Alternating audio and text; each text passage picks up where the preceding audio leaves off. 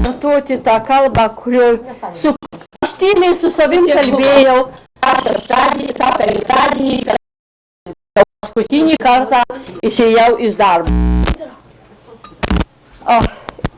Atsisėdau, nuvargusi ir nutariau taip savo, kad tai prisiminti rugsėjo 1 penktadienį. Rugpjūčio 11 dieną 1969 metais pradėjau dirbti Detroito miesto knygyne kaip raštininkė ir vėliau kaip katalogų departamente technikė. Darbas buvo įvairus – rašyti mašinėlę, atsakyti telefoną, suskirstyti kartotekas, įvairias korteles ir atitinkamai pagal alfabetą sudėti į stalčius. Laikas, rodos, visai nepastebimai prabėgo – 6 metai ir 2 mėnesiai. Darbe neprailgo, nes darbas buvo įdomus ir mėgiamas. Aš neskaičiau paskutinių darbe dienų. Kiti už mane tai atliko. Darbo paskutinė diena pati atėjo. Iš rytų atėjo viena tarnautoja, su raudonu kostiumu ir prisigė prie mano rūbų ir sako, pasipuošusi buvo visą dieną. 11:30 mane pakvietė pietums į kiniečių restoraną. Netikėjau, kad mano departamento visi 28 tarnautojai ten dalyvautų. Mano nustebimui visi buvo nuo vyriausių viršininkų iki žemiausių.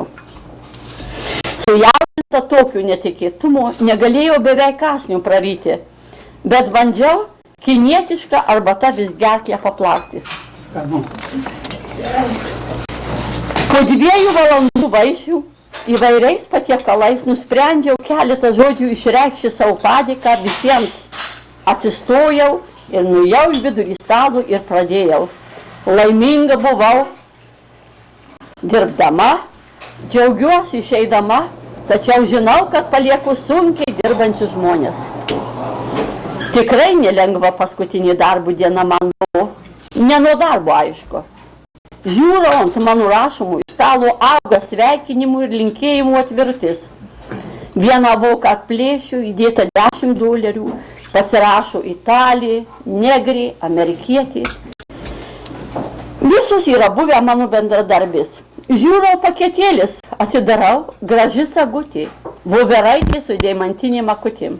Tai dovana nuo Edison skyriaus vedėjos, Miss Olgos Pabuckai, kurios pavardę tik tą dieną sužinojau, nors pripuolamai ji prie manęs prieidavo pasikalbėti.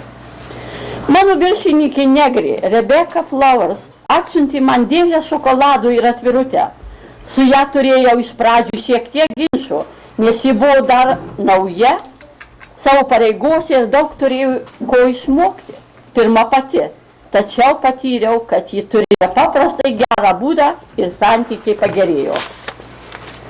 Prieš einant visiems iš darbo namų, visi susirinko prie mano stalo ir koordinatorė Miss Louisa Keller įteikė visų vardų dovaną ant kaklo rėtežėlį su apskritimu, kurio vienoje pusėje mano vardo ir pavardės inicialai, o kitoje Detroit Public Library inicialai. Visi tarnautojai vėl prašė pakartoti mano žodžius pasakytus per pietų vaišes, kad koordinatoriai girdėtų, nes ji nedalyvavo. Čia to jau greitai susiorientuoti reikėjo ir jai kokį komplimentą pridėti. Pakartojau sakytus žodžius ir pridėjau, kad mūsų koordinatorė yra padariusi viską, kad mums čia būtų malonu ir jauku dirbti. Visi buvo vėl patenkinti. Girdėjau daug gerų komplimentų darbo metu ir paskutinę dieną stebėjusi mano populiarumu, jie ir aš pati to nežinojau. Viena korėjietė negalėjo pietuose dalyvauti, tai mane nusivedė per kelią nuo knygynų į meno muziejų kavos gerti. Ji padovanojo man gėlę, vadinamą asilo uodega. Namo parvežė vienas tarnautojos, Elizabeth Hep vyras George.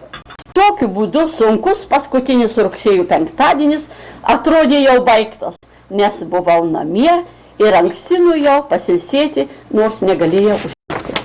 Tai buvo 10 nakties.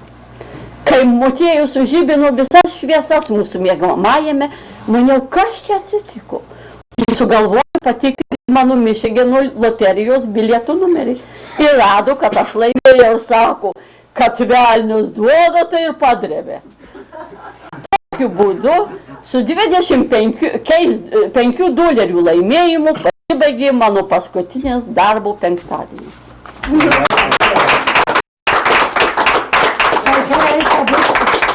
Mano pasikalbėjimas.